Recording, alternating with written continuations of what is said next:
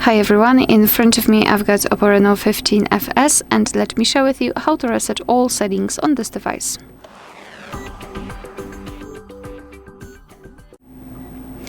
So let's start with opening the settings, and here we have to scroll all the way down to find System and Update.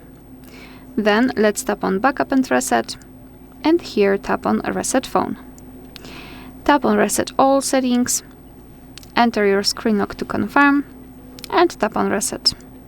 Here be aware because this operation cannot be undone, so be aware about that and tap on Reset. And basically this is it. Now we have to wait until this process will be finished. Alright, so that will be all. Thank you so much for watching. Please hit the subscribe button and leave the thumbs up.